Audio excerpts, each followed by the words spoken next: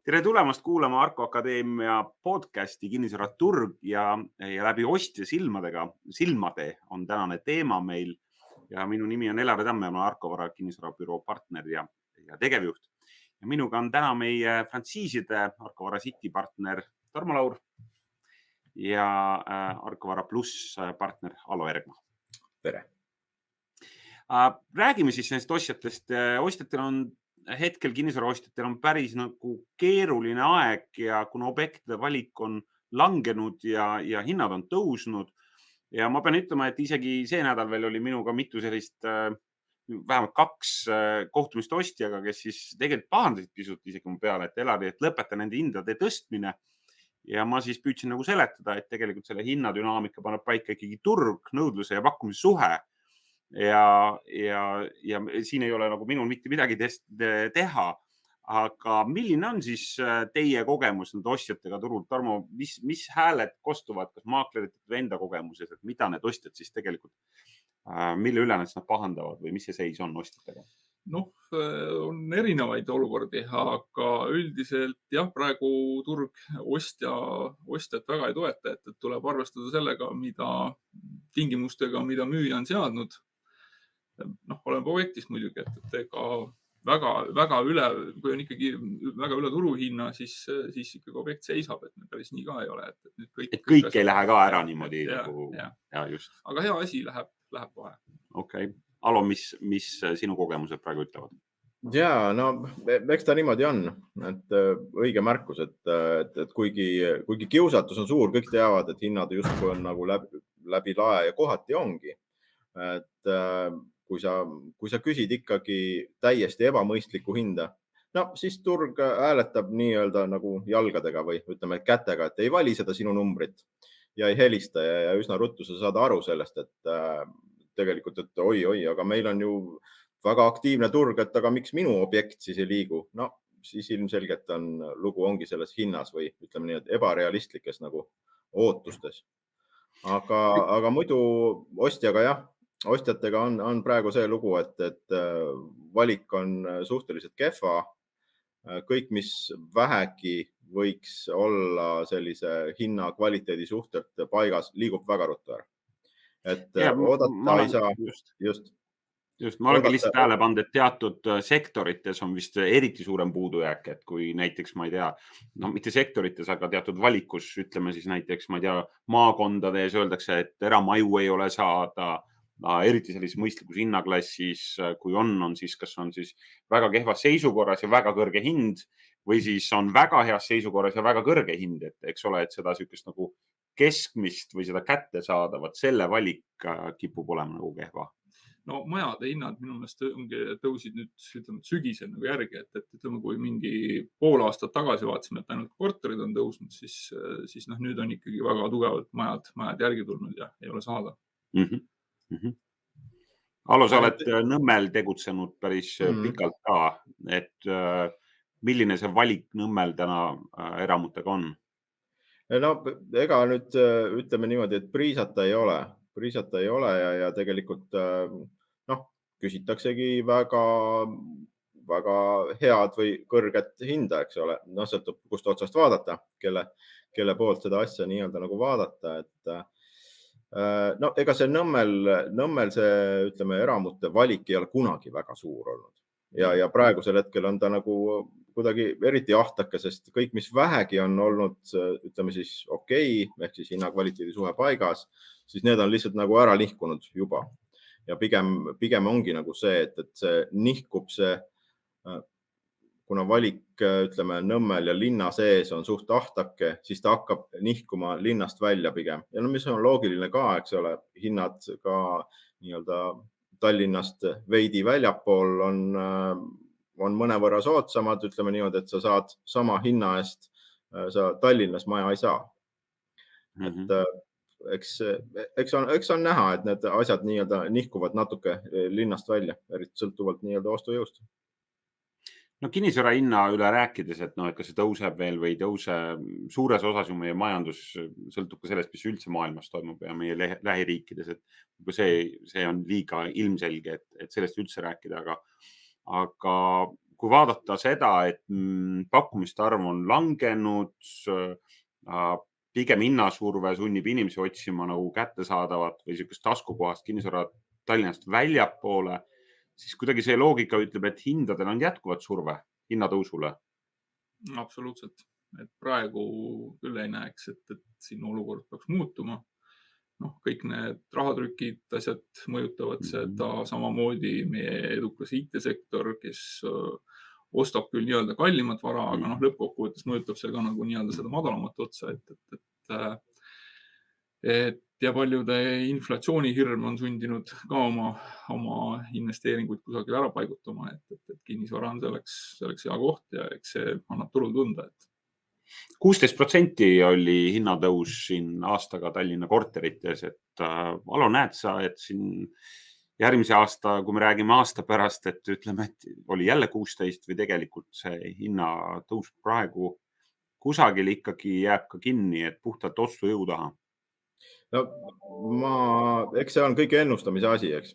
Et siin on väga palju erinevaid faktoreid, mis võivad seda mõjutada, aga mina samuti, ma ei näe, et see hinnad tõuseksid nagu veel kord nii-öelda nagu läbi lae. Ühel hetkel hakkab ikkagi tõepoolest, ütleme, et hinnatõus mõnevõrra aeglustub. Puhtalt nagu tunnetuslik nii-öelda nagu teema, lõputult nad ei saa tõusta. No eks ta peab siis koos majanduse ja ostujõuga koos nagu käima. Absoluutselt, sest tegelikult hetkel, mis seda hinnatõusu ongi ju kannustanud, et meil on palgad on tõusnud, meil on mis iganes pensionirahad on turule tulnud, IT-sektorist Tarmo juba rääkis, eks ole. Kuna Eesti lihtsalt on niivõrd väike ja IT-sektor on meie jaoks nagu ikkagi päris suur, kuigi arvuliselt neid inimesi võib-olla nii palju ei olegi, aga see mõjutab. Eesti turg on lihtsalt nii väike, see kõik mõjub. Täpselt nii. No võib-olla mõjutab ka see nüüd, et Euroopa Keskpank nüüd lubas juba vaikselt hakata intressi tõstma, et see kindlasti annab ka oma mõju. Kohe kindlasti, ma arvan, seda on reaalselt tunda. Kui palju nad seda teevad? Siis praegu on negatiivne ju. Praegu on negatiivne veel. Just. Aga see, et lihtsalt niimoodi väike,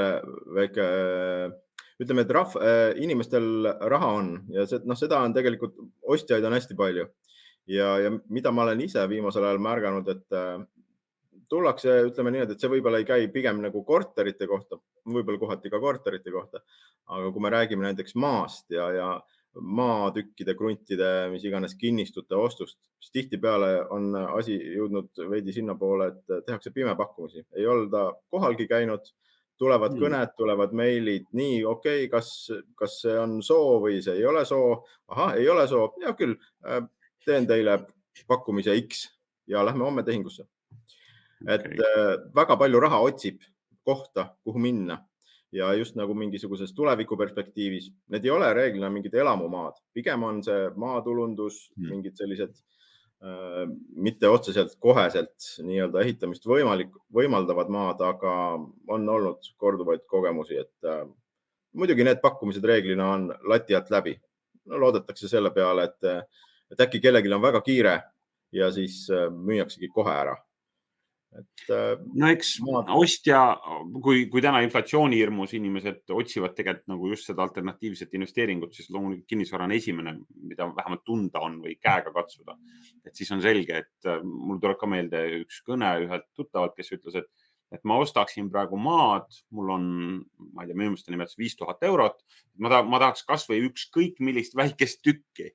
Et ma ütlesin, et mis selle siis tingib, et sa siis kas või 5000 eurot tahaks praegu maasse panna. Ta ütles, et kuulsin, et tuleb superinflatsioon ja minu 5000 jääb 2500, eks ole. Et siis ükskõik mida osta. Et ma ütlesin, ma isegi, sa võid ju portaali lahti teha ja vaadata, kas 5000 euro eest tegelikult ühte maatükki saab ja kindlasti saab kusagil, aga omaette küsimus on jälle selle väärtuses ja lõplikus likviidsuses. Kui selliseid inimesi hakkab rohkem tulema, siis hüperinflatsioon ongi käes. Just.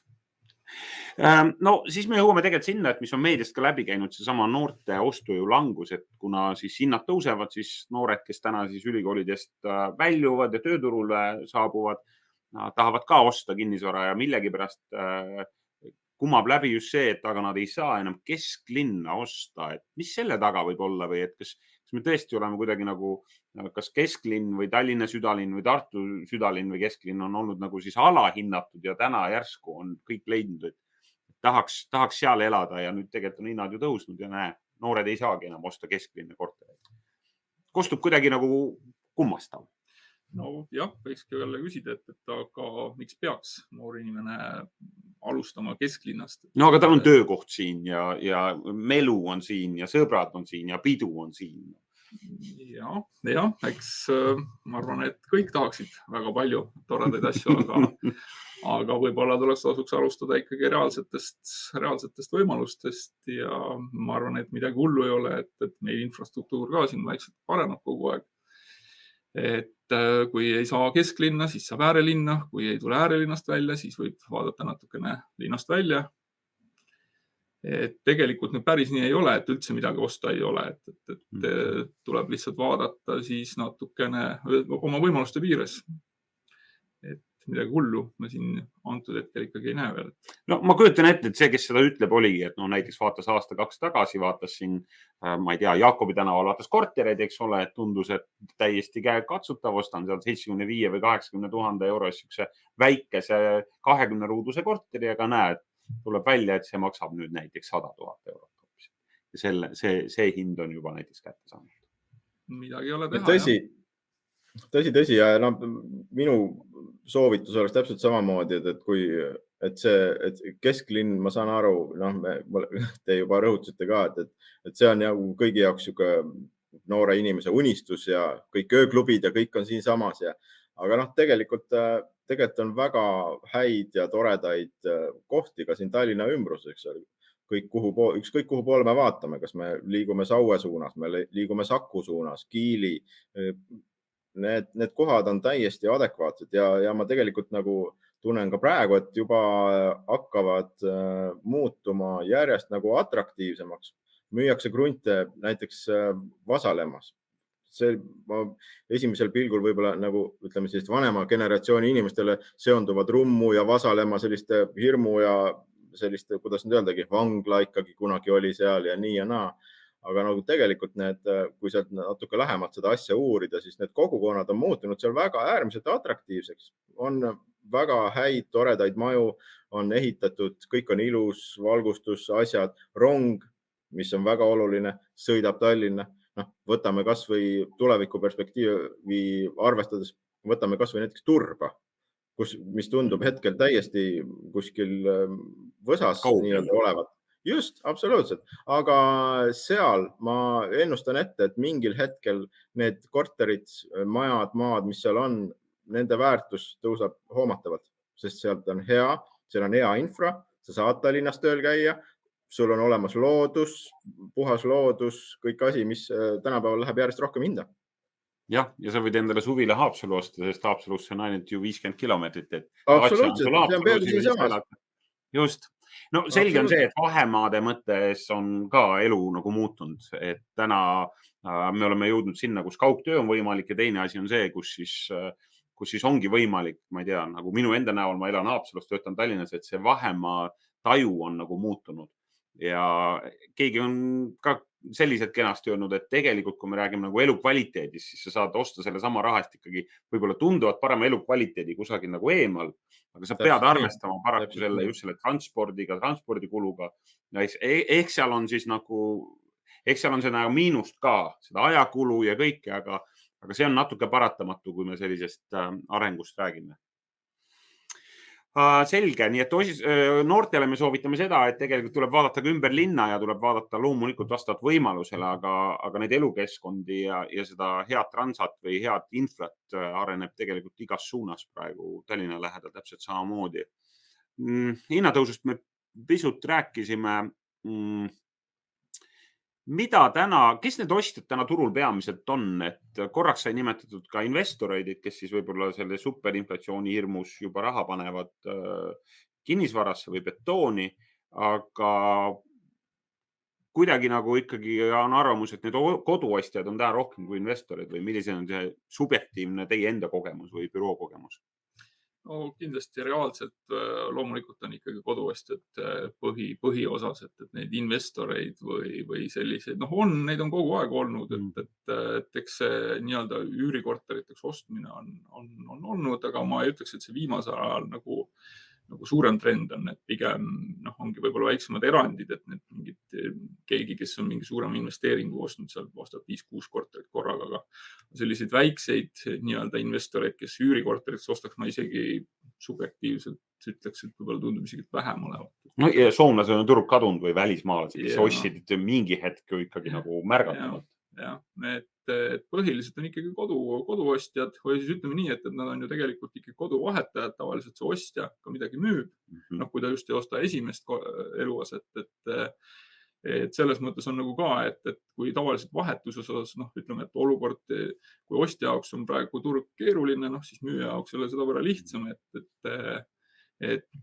nii ongi, et ühes osas võib-olla võidab, teises osas kaotab, et lõpptulemus on jah see, et võib-olla on raskem leida endale sobivat pinda, kui ehk ütleme see enda korterile sobiv ostja leida.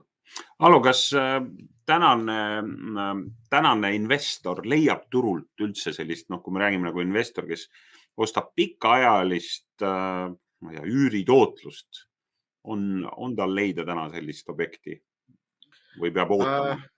Jaa, eks nende, ütleme siis niimoodi, et sõltub ka investoriks. Et kui iga, ütleme siis väike investori unistus on saada väga soodsa hinnaga remonti vaja väikene korter kuskil soovitavalt väga popis rajoonis. Nagu Kalamajas näiteks. Näiteks Kalamajas, selline odav ja väga heas kohas asuv asi, siis loomulikult nendega on keeruline. Et ütleme siis nii, et ega siin midagi sellist väga lihtsalt ei ole. Me näeme arenduste pealt, et mis hooga, ütleme siis mõistlikes kohtades see taskukohane sõltub sellest, kui suur su tasku on, eks ole, parajasti. Et need suhteliselt kiiresti liiguvad kõik ära. Et ega see investori elu siis ka nüüd lihtne ei ole. Sest me oleme näinud, kui kiiresti nagu tegelikult need korterid eest ära liiguvad. Kui keegi on kuskilt saanud nii-öelda nagu käe vahele, siis ta seda saab. Aga küllaltki keeruline. Ja võib-olla veel sõltub ju sellest ka, et millist tootlust nagu oodatakse.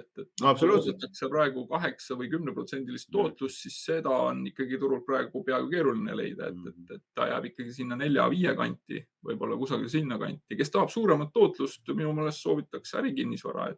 Just täpselt, õige.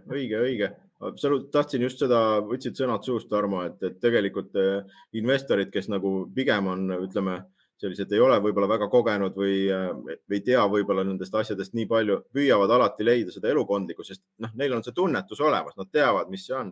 Võib-olla pigem vaadata kuskile ärikinnisvara suunas ja seal need tootluse numbrid võivad olla hoopis teised ja ka valik võib olla suurem. Samas risk ka võib-olla. Ei, absoluutselt. Kui korraks mõelda veel sellele, et eestlane on tahab osta või inimene tahab osta kinnisvara, et omada ja see on kuidagi hästi loomulik, siis tänagi võtame sama Efteni üürikorterite projekt, mis on Mustamäe piiril seal nagu valmis saanud ja kas me oleme nägemas tegelikult nüüd mingit nagu muutust äkki seal ka, et okei, kui hinnad nii palju tõusevad, ma siis ei hakka ostma, ma üürin järgmised 5 aastat.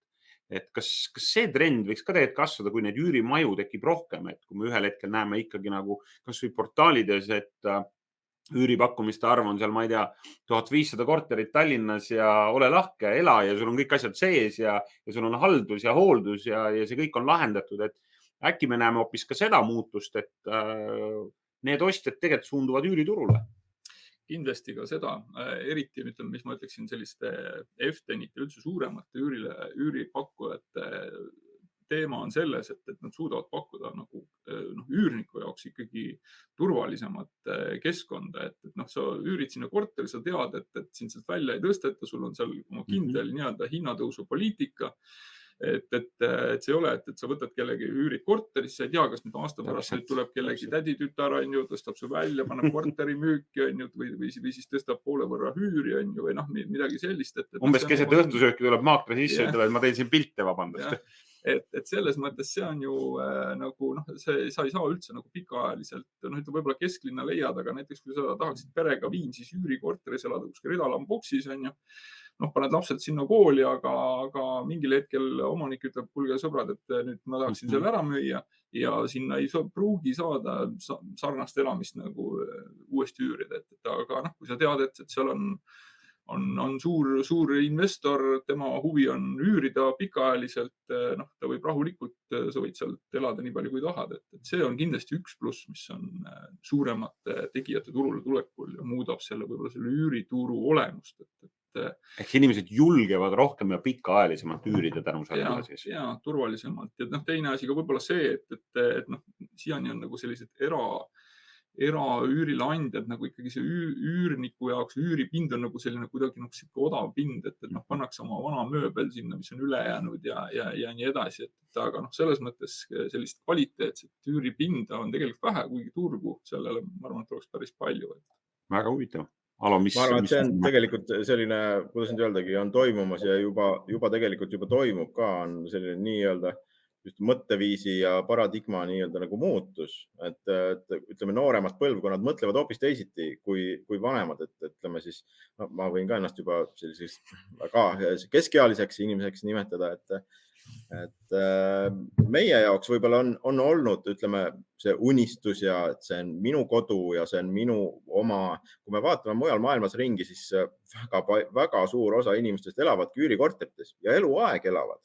Et meil on see üürimine, see on, kuidas nüüd öelda, inimeste jaoks, kes ma ei tea, mis iganes erinevatel põhjustel, kas neil on nagu läinud kehvemini või neil ei ole selliseid majanduslikke võimalusi.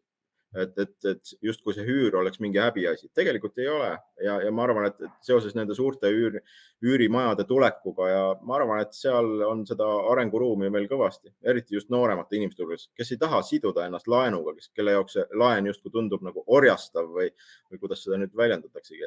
Inimesed on tänapäeval väga liikuvad. Ma tahan elada siin riigis 5 aastat, siis ma lähen kuskile teise poole maakera, elan hoopis seal ja ma ei taha neid sidemeid ja sellist kohustust. Just täpselt. Ja on nõus sellega, et ütleme, noored inimesed tahavad liikuda, nad ei ole oma elu veel paika pannud, ütleme, et nad aasta elan siin, aasta elan kuskil mujal. Samamoodi on ju ka tegelikult väga palju, kui siin meie üüriturul ongi näha ka nagu selliseid nii-öelda välismaalasi, kes tulevad siia aastaks, teevad siin mis iganes. IT-spetsialistid ja muud spetsialistid. On põhilised, kes võtavad üürikortereid, elavad siin mingi aeg, võib-olla liiguvad edasi. Et siuke nagu vabadus on see, kui sa võtad ikkagi laenu, sa oled juba nagu, see on juba... Siis tuleks juba hakata lapsi saama ja siis tuleks juba hakata nagu juured maasse lööma. Just täpselt. Aga võib-olla see sama teema hakkub ka sellega, et kui, mis puudutab nagu, ütleme, jõukuse kasvu, et inimestel on võimalus osta. Et võib-olla meie tuleme praegu sellisest, kui meie majandus hakkas nullist, eks ole, pihta siin 30 aastat tagasi, ja siis on loomulik kasv olnud, et inimestel ei olnud raha või jõukust ja nüüd siis neil on ja järjest rohkem ja hinnad on tõusnud. Aga kui sa mõtled sellele, et väga paljud, kes ostavad kinnisvara, omavad kõigest ühte sissemakset ja rohkem midagi, et nende nagu rahaline võimekus ongi see sissemakse. Ja siis nad ostavadki selle kodu ära ja siis sealt pealt hakkab see kodu teenimine pihta, eks ole, et järgmised 30 aastat ma teenin kodu.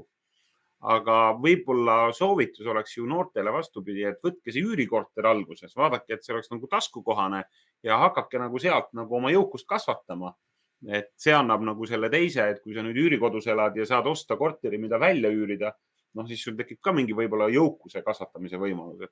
30 aastaga on sul võib-olla 2 või 3 sellist korterit ja siis ela, kui sa tahad, eks ole, aga sul on tekkinud seda jõukust, sest sageli ongi näha, et üks argument, miks mitte kodu osta, on sellepärast, mis ma maksan selle üürileandjale ära, et siis mulle ei jää midagi. Aga võib-olla siin on siis see mõttekiiks, et aga samal ajal tegele siis selle näiteks oma investeeringute nagu otsimise või selle jõukuse kasvatamisega läbi, siis ma ei tea, ise üürikortereid osta ja vahetada? No ma pigem olen seda meelt ikkagi, et endale kodu ostmiseks ei ole kunagi halba aega. Absoluutselt. Et selles mõttes, see on selles mõttes investeering, isegi kui sa ikkagi kuskil hambad ristis saad selle sissemaksu kokku, saad hakata investeerima. Loomulikult on see, et sa võid osta teise üürikorteri sealt, aga kõik on jälle keerulisem. Ei, mu mõte oligi see, et kui sa ise elad üürikorteris ja sa ostad selle korteri, selle kodu sealt kodulaenuga ja sa tegelikult selle üürid välja, et sa tegelikult kasvatad jõukust, et sul oleks mitte nii, et sa nüüd maksad selle oma kodu ära, aga sul tegelikult kõrvalt ei jätku enam seda investeerimisjõudu.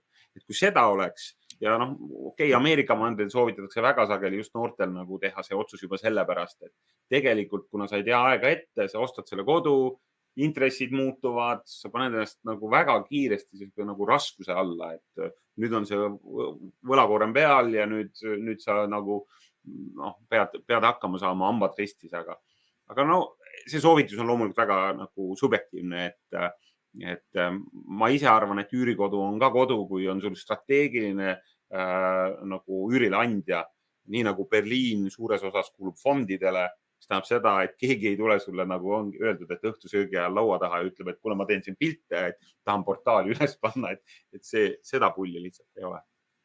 Alo, mis mõtted sul veel tekkisid sellega seoses?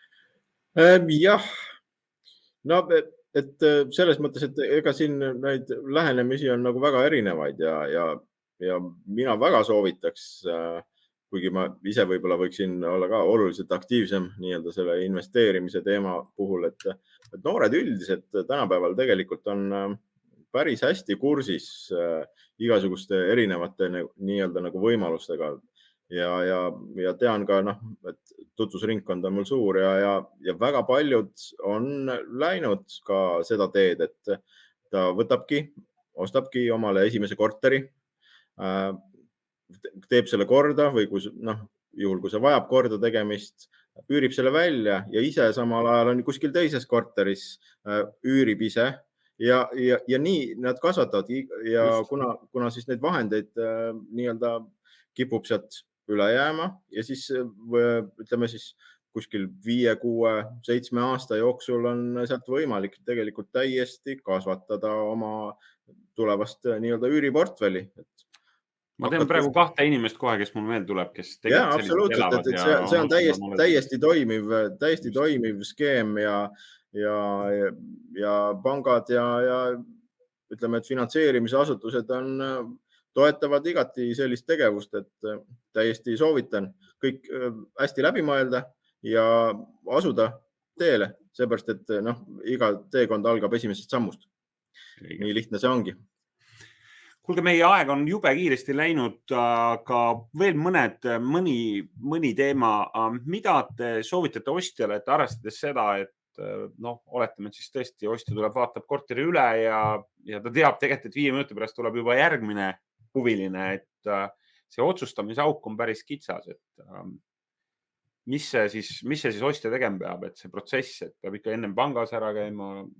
Kiirus ja ettevalmistus, see on selle mängu ilu, et kõik asjad soovitan soojalt, kõigil need asjad käia pangas ära, küsida eelvastused, et sul on tegelikult on sul asjad juba selged. Kui sa lähed seda korterit vaatama, siis tegelikult on kiirus mängu ilu ja see, kes on kiirem ja kes on eeltöö ära teinud, ma pean silmas siis pangas ära käinud, oma finantseerimisvõimalused üle vaadanud, mõtlemiseks hetkel kahjuks aega ei ole. Sa mõtled enne kui sa lähed seda korterit vaatama ja siis on sul lootus, et sa saad selle, mida sa tahad. Vastasel juhul jääd sa kahjuks teiseks. Kostub päris õudne selles mõttes, et teha sellist elu suurimat otsust ja tegelikult tõesti, et selleks ei ole täna. Aga eeltöö tuleb enne ette ära teha. Just. Eeltöö. Jah, kõik asjad saab ju tegelikult tänapäeval on ju kogu info sul olemas sellest objektist. Sul on vaja ainult üle tšekkida, et nii, see on täpselt nii nagu lubatud, nagu piltidel.